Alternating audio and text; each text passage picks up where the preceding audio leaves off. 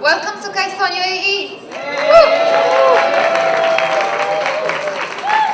Thank you all for coming. I hope you guys have a great time today. I would like to start by thanking our Emirati friends for all the work that they put in the event. They did a wonderful job. I hope you guys enjoy the event. I would, of course, also like to thank ISSS for all the work, the wonderful work that they do for the international community, including the Kaiswan events. And, of course, Mr. J, and he's gonna give us a word here. Thank you. Please give him a round of applause. Thank you.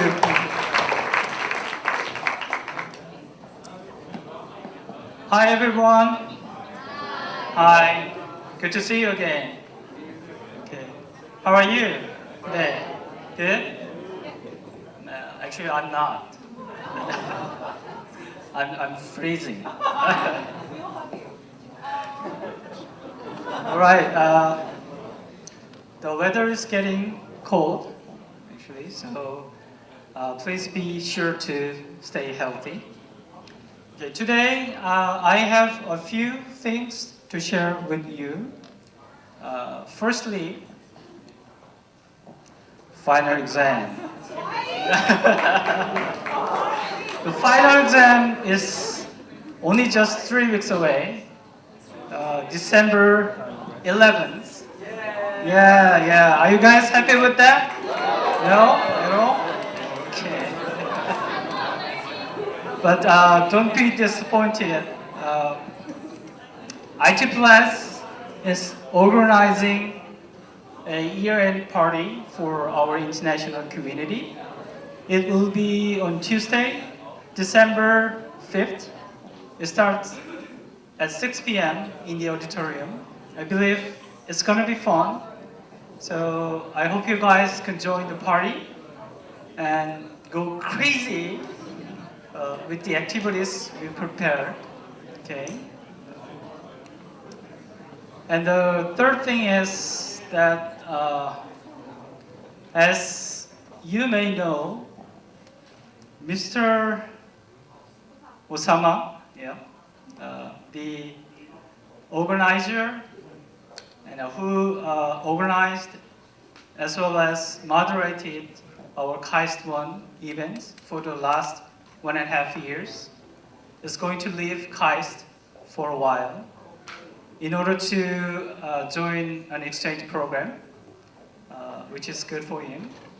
So, Osama, I mean, we really appreciate all your hard work and contributions.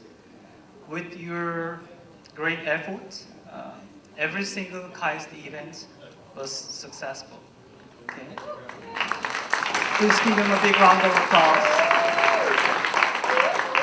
And this is a small gift from all of us, so please.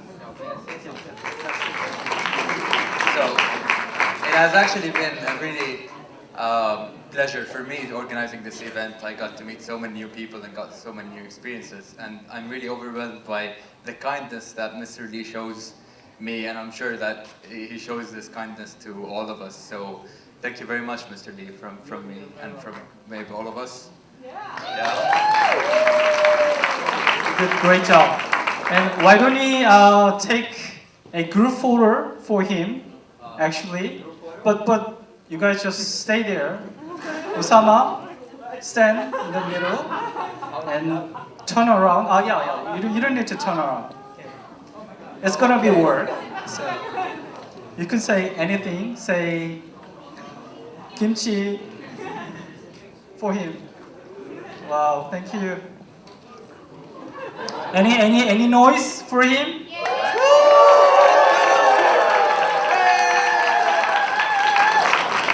Thank you very much. You should come back. Okay. All right. At the same time, we are very grateful that Ms. Huda has accepted our request to succeed Mr. Osama. So thank you, Huda.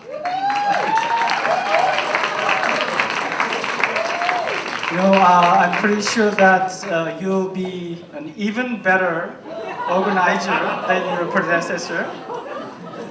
Honestly, Osama. No. All right. Okay. And lastly, it is my great honor to have a special guest from the UAE Embassy today, Mr. Saad Al-Taneji, the third secretary of UAE Embassy. Please welcome him. And thank you very much for joining us today. 감사합니다. We have another special guest from the Emirates Nuclear Energy Corporation, Ms. Cloud Alawi, yes, Senior Strategic Studies Specialist, Mr. Yajan Mahawi, ENS Korea Office Manager. So it's great to have you on our high school events. And for your information, the UAE Embassy supported all the expenses of the food and refreshment we are enjoying today. So I really appreciate that.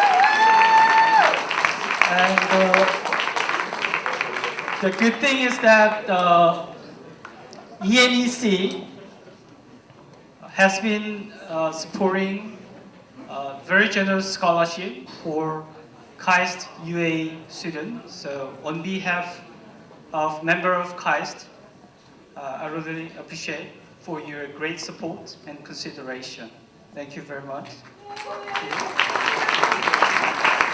And this is it. I think now it's time to start the most important part of today's event, our presentation. So I believe they are preparing so many things, including the performances. So please make a noise for that. 감사합니다.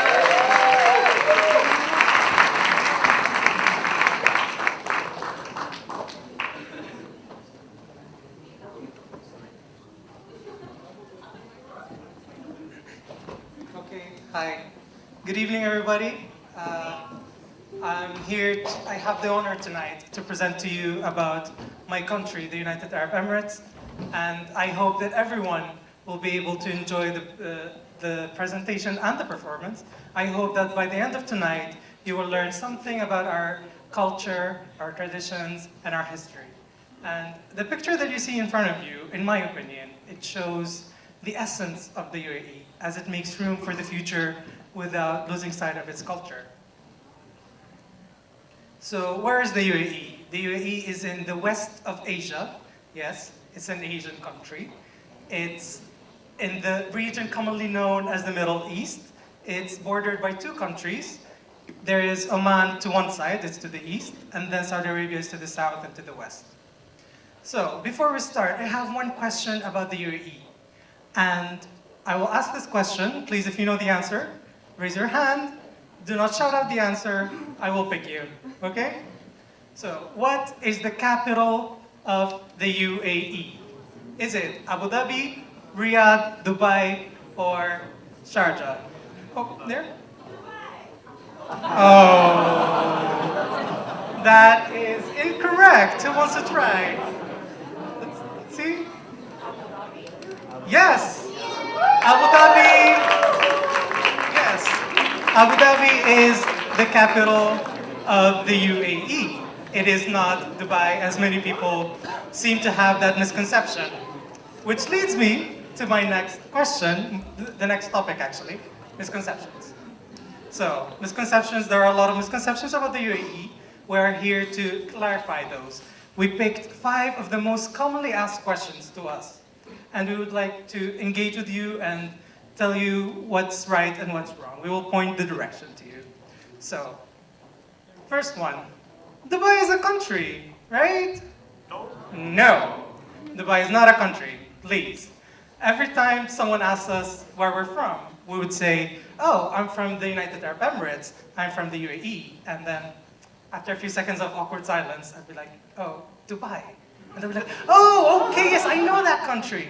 It's not a country, I'm sorry. You can see that is Dubai, the Emirate of Dubai, the city of Dubai, but that's the whole of the UAE. So another question that we get. So everyone has an oil well in their backyard, right? I know. This is ridiculous, right? It's a ridiculous question, but it's a question that I've gotten at least twice since I've come to Korea.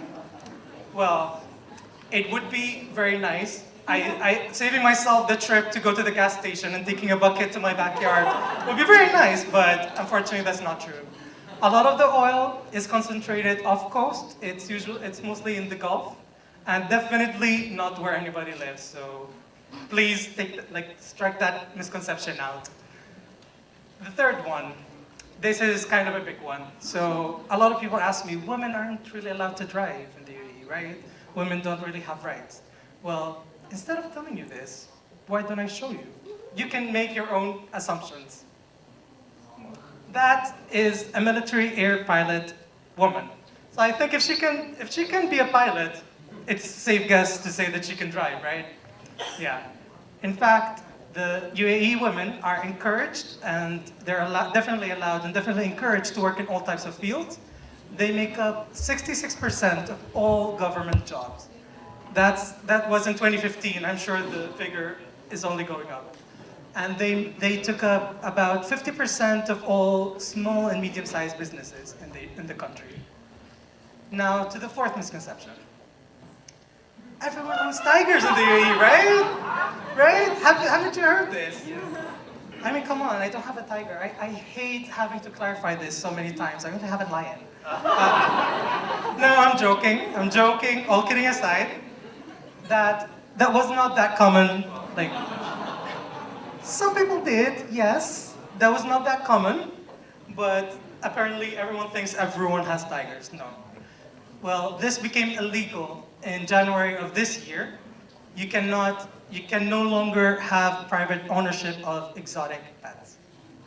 And now to the end of this topic, the UAE is so obviously it's dangerous, right? Well, why don't I ask my Korean friends here?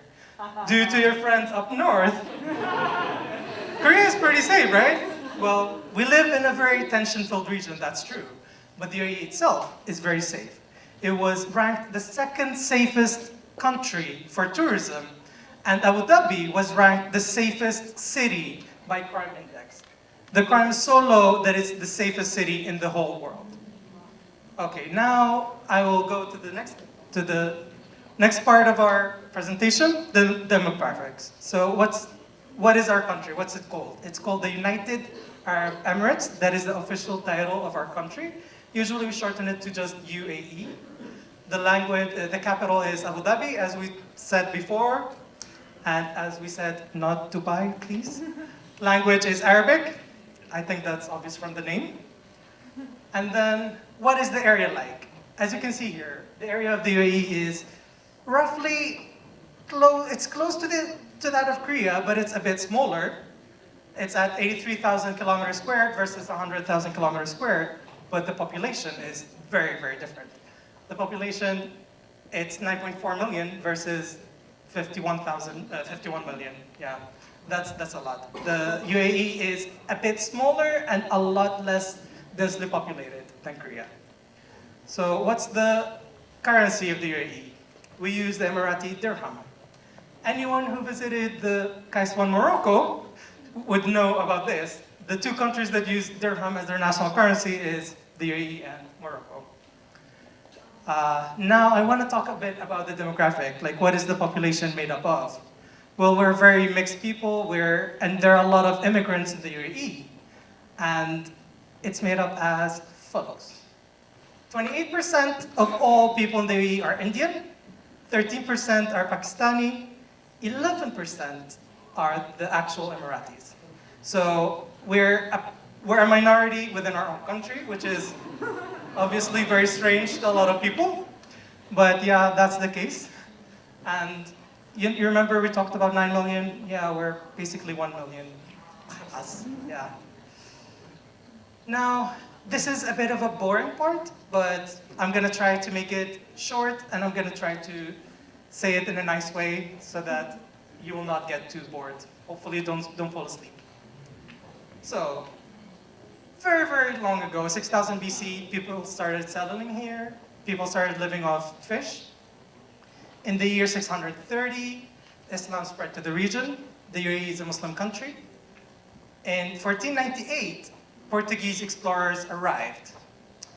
And from then, they started taking over the trade, they started raiding the cities, the ports, and basically took over the trade. And around like the 1600s, other European powers also came in, and they were fighting between each other.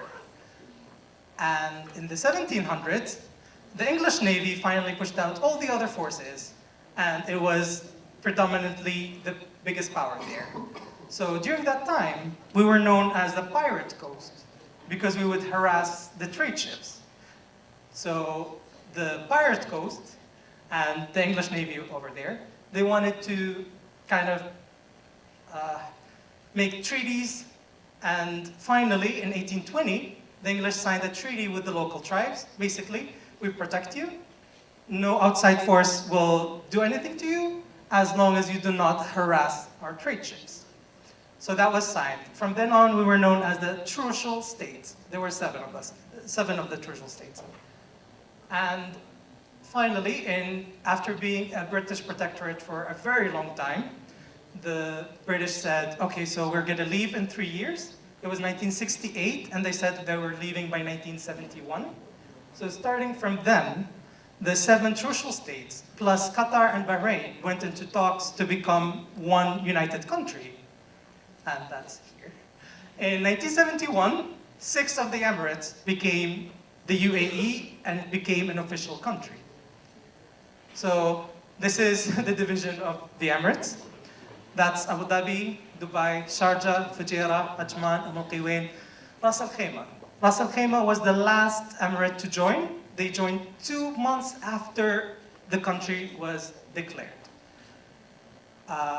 Unfortunately, Qatar and Bahrain never actually joined. They became independent countries of their own. This is a picture of our leaders, the seven sheikhs of every emirate. And what was the economy before? Before, we were dependent on fishing and pearl diving. And unfortunately, in the 1920s, with the rise of artificially cultured pearls, the industry just collapsed. People wouldn't buy natural pearls because they're a lot more expensive. And the whole region went into an economic depression until the oil boom. After the oil boom, the country changed so much. I have visual aids. This is about like the 1980s. You can see it, that the same road now looks like this. Wow.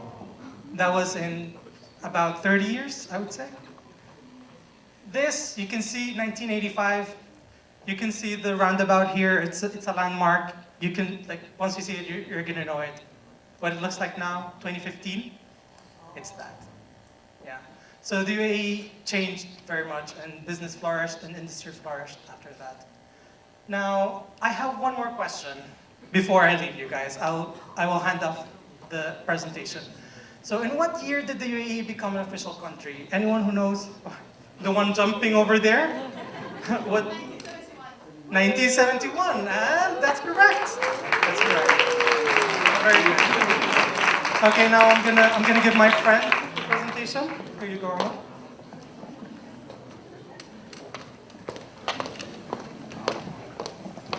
So, now that we learned a bit about the history of the country, let's see what UAE has to offer. First, in terms of geography, and I know what you're thinking. Geography, what geography? Isn't it just only deserts? Well, that's where you're wrong. Although the UAE is around 80% desert, it actually does have much more. So the deserts do cover 80% of the land, and they're actually filled with a lot of roaming camels and also other wildlife. And during the winter, when it is suitable to light a fire, people usually go there and they have barbecues with their friends under the stars. Next, mountains. They're actually much more common than you think, especially in the eastern part of the country. They usually engulf water, as you can see here. And they're actually a very nice getaway for people who are trying to look for a change of environment. Next, we have islands. There are actually natural islands across the Gulf of the Arabian Gulf. The most famous one, Butina, was actually in the running for the 7 natural wonders of the world. And although we do have natural islands, we also have artificial ones. So the Palm Jumeirah is an artificial island which resembles a palm tree in Dubai, and it attracts a very different type of lifestyle. The long white beaches and the blue waters have attracted many hotels, resorts, and also private residences. Finally, we also have mangrove forests, especially in Abu Dhabi. They span around 110 kilometers, and they serve as a habitat for many different species and also prevent coastline erosion. So now that we know a bit about the history, the geography, it's time to learn about the culture of the UAE. A peculiar thing about our culture is the way that we greet each other. Different people greet each other differently. So for example, men usually go for the quote-unquote nose kiss, as you can see here.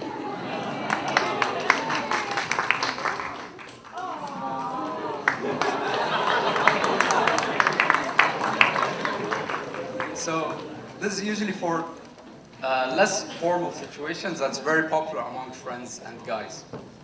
And for parents, we usually kiss them on the heads or even on their hands. This is because our culture has a very big emphasis on respecting our elders. And a very big part of our culture is what is known as majlis, or in Emirati slang, milas. Directly translated, it means a place of sitting. So every household in the Emirates has this room, and it's basically a place where we welcome our guests and make them feel accommodated in our homes. We chat, we gather with friends, and we also have a very big feast sometimes. And we sit usually on the floor, and we also eat on our hands. That's the traditional way.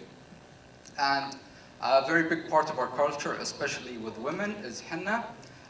It is a plant-based dye that acts as a temporary tattoo. It's actually pretty popular around the world as well. And it's usually used for weddings or special occasions by women. So now we're going to have a brief performance.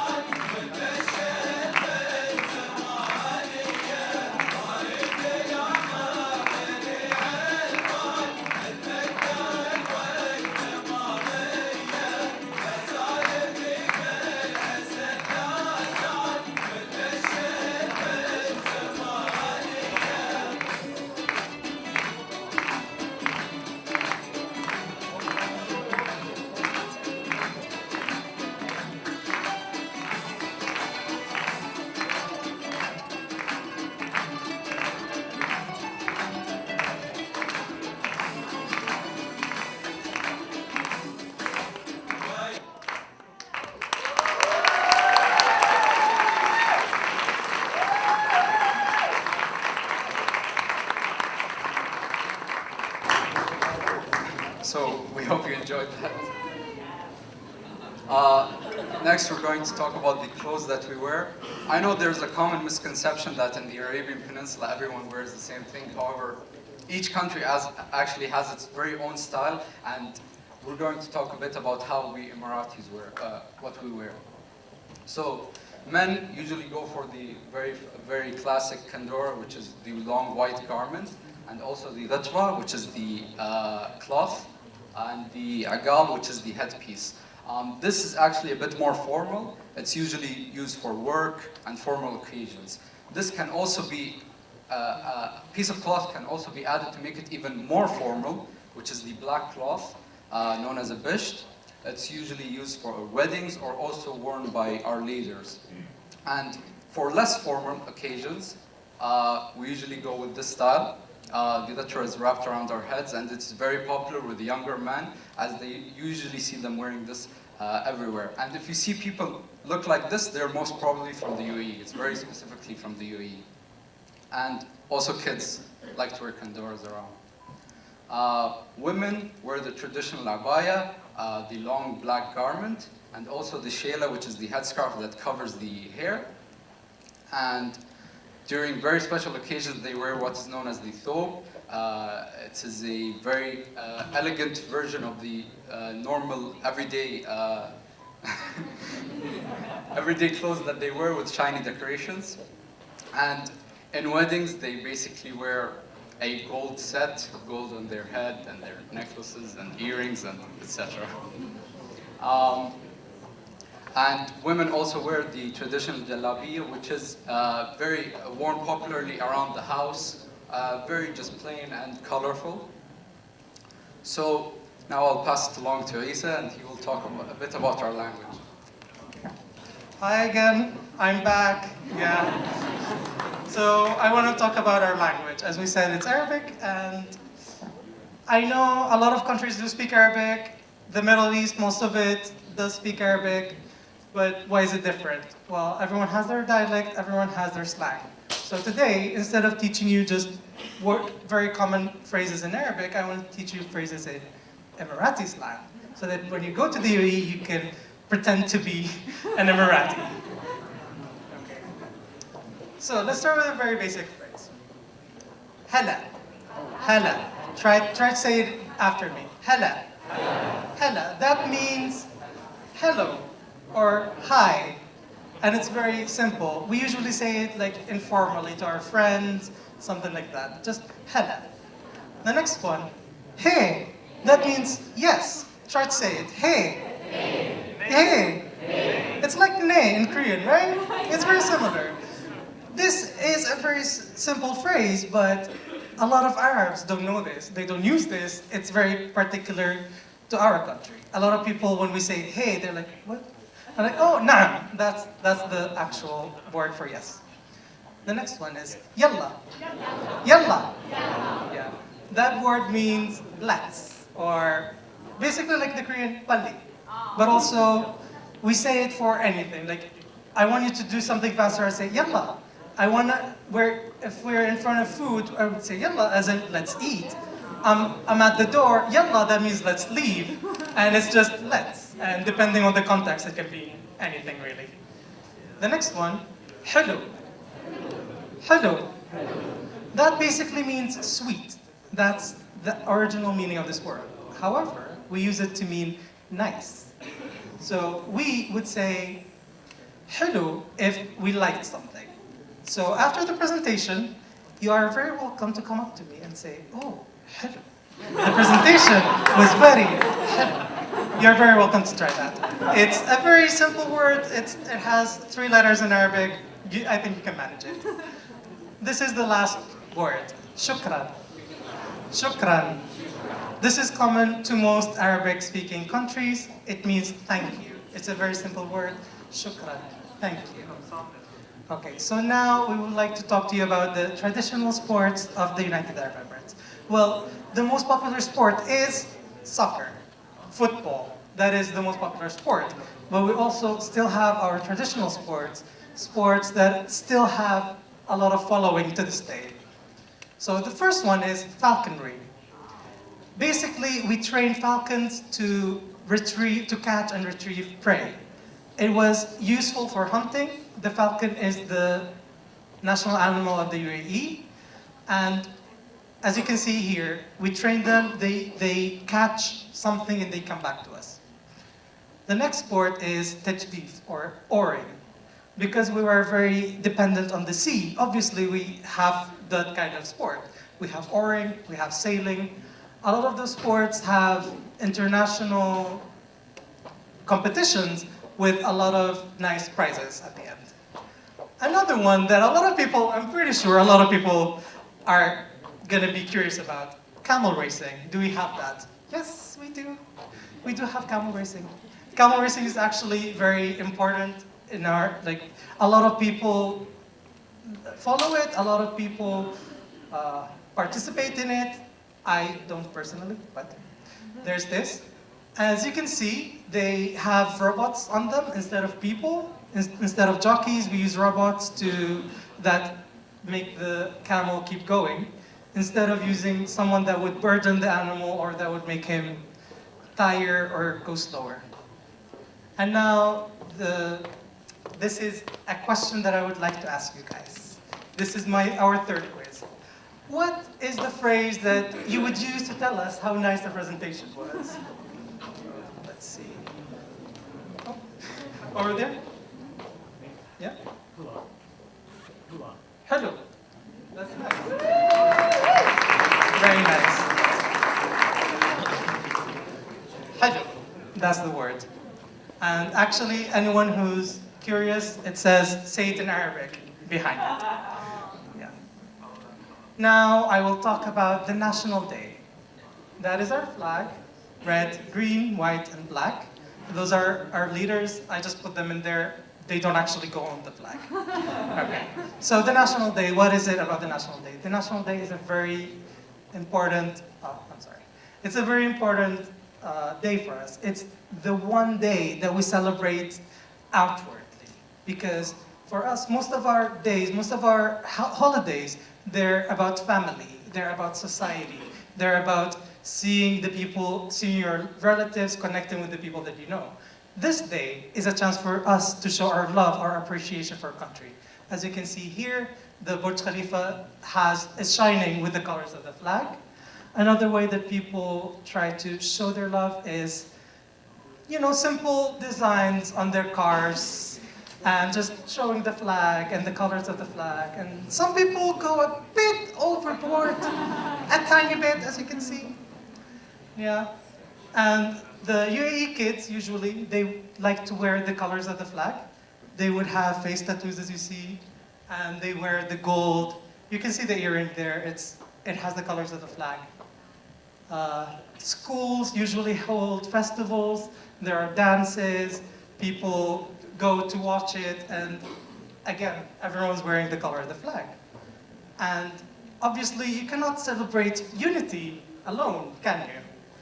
We celebrate all together. People from so many different nationalities, from so many different backgrounds come together, especially in the main cities. There are parades where people walk together, they sing, they show they all wear the colors of the flag. Under red, green, white, and black, we celebrate together, united. And again, that's the end of my part, and I'll pass the microphone to my friend Omar.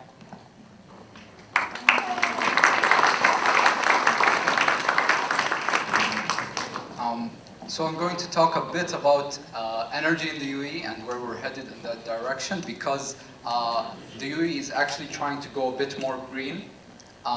For example, by starting projects such as the first nuclear power plant in the region, Barakah Units 1 to 4, and the project bid was actually won by Korea as a main contractor, and this actually built up the relationship between the two countries, and especially ENEC and KHMP, where they're working closely to try to finish the project. And another place is called Masdar City in Abu Dhabi. This is a city that only runs on green energy. So for example, no regular cars there are allowed, only electrical cars. And architecture of the city is designed specifically to cool the city naturally without the need of electricity. And all of the electricity that comes to the city is through solar panels. So now I'm going to talk a bit about tourism in the country, because recently the UAE has been very popular, especially with tourism, and Dubai obviously being known as one of the big tourist cities. So we have tourism that offers something for everyone. So for example, we have our staple landmarks, the Burj Khalifa, the tallest tower in the entire world. You can go up there and see the amazing views of Dubai. The Sheikh Zayed Mosque in Abu Dhabi. It is the third largest mosque in the world, and it is named after our founding father. The Capital Gate Hotel, you can see as soon as you come into the UAE. It is actually the most leaning tower in the entire world, and it is 4 times more leaning than the Tower of Pisa in Italy.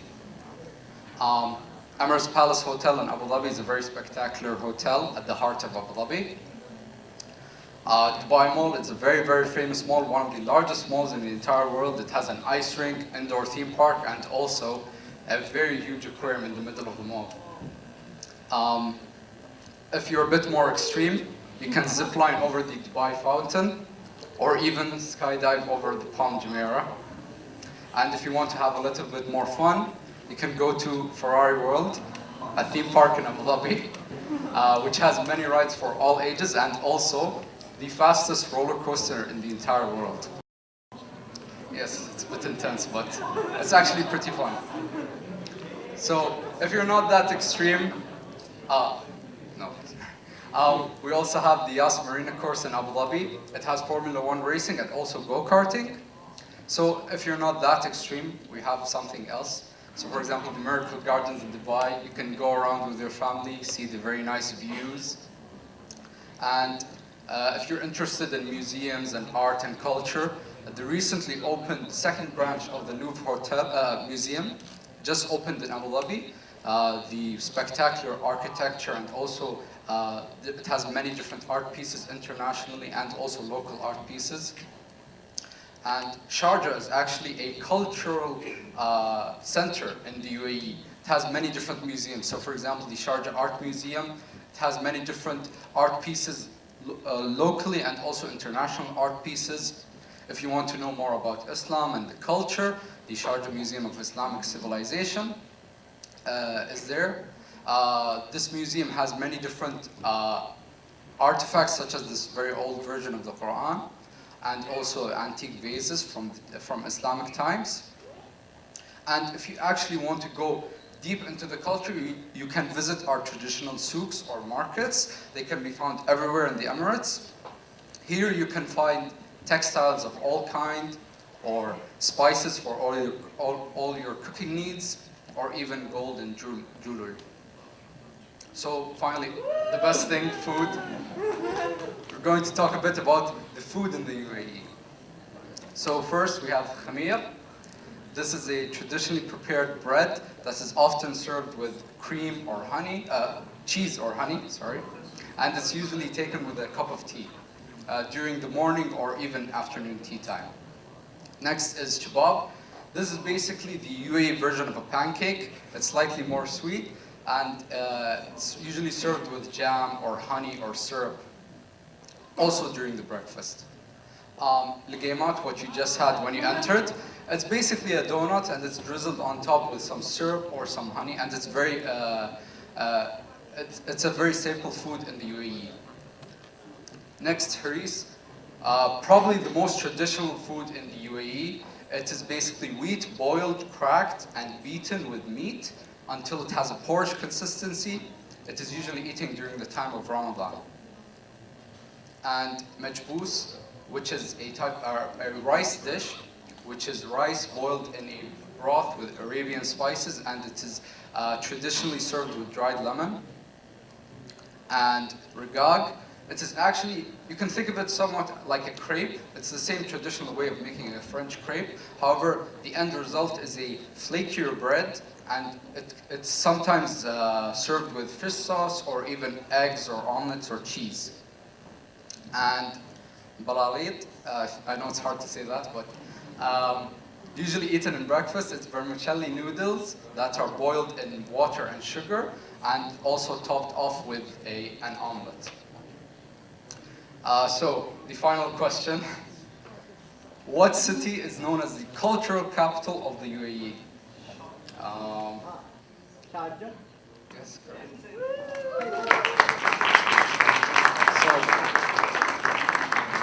Yes. So that is the end of our presentation. We hope you all enjoyed the performance.